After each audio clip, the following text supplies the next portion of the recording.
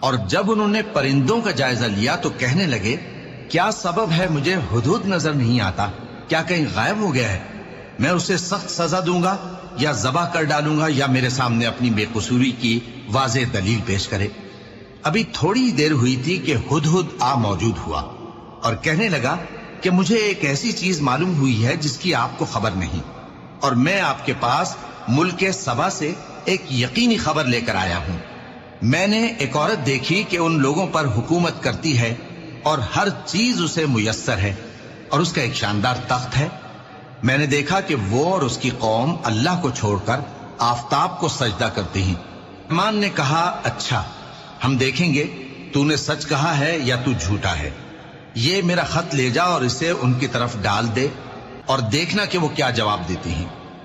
ملکہ نے کہا کہ دربار والوں، مجھ تک ایک نامہ گرامی پہنچایا گیا ہے، وہ سلیمان کی طرف سے ہے، اور مضمون یہ ہے کہ شروع اللہ کا نام لے کر جو بڑا مہربان نہایت رحم والا ہے، بعد اس کے یہ کہ مجھ سے سرکشی نہ کرو۔ سو میں ان چیزوں کی قسم کھاتا ہوں جو تم کو نظر آتی ہیں اور ان کی جو تمہیں نظر نہیں آتی، کہ یہ قرآن ایک معزز فرشتے کا پہنچایا ہوا کلام ہے، اور یہ کسی شاعر کا کلام نہیں، مگر تم لوگ بہت ہی کم ایمان لاتے ہو، اور نہ کسی کاہن کا قول ہے، لیکن تم لوگ بہت ہی کم غور و فکر کرتے ہو۔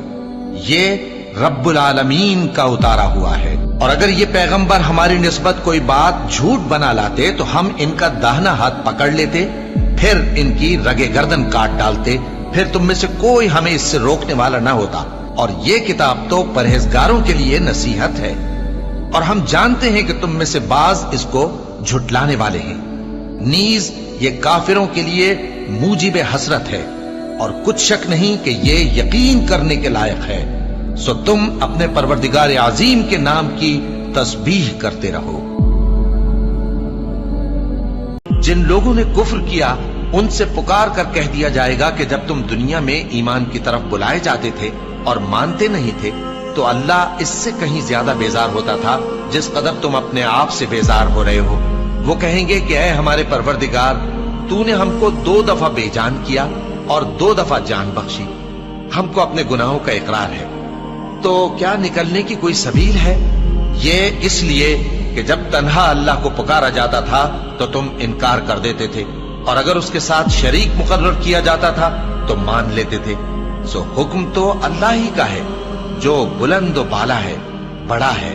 وہی تو ہے جو تم کو اپنی نشانیاں دکھاتا ہے اور تم پر آسمان سے رزق اتارتا ہے، اور نصیحت تو وہی حاصل کرتا ہے جو اس کی طرف رجوع کرتا ہے۔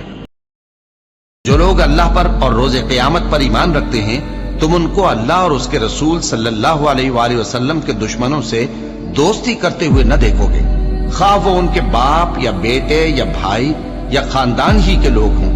یہ وہ لوگ ہیں جن کے دلوں میں اللہ نے ایمان کو نقش کر دیا ہے اور اپنے فیض سے ان کی مدد کی ہے، اور وہ ان کو بہشتوں میں جن کے نیچے نہریں بہ رہی ہیں داخل کرے گا، جن میں وہ ہمیشہ رہیں گے۔ اللہ ان سے خوش اور وہ اللہ سے خوش۔ یہی لوگ اللہ کی جماعت والے ہیں۔ سن رکھو کہ اللہ کی جماعت والے ہی کامیاب ہوں گے۔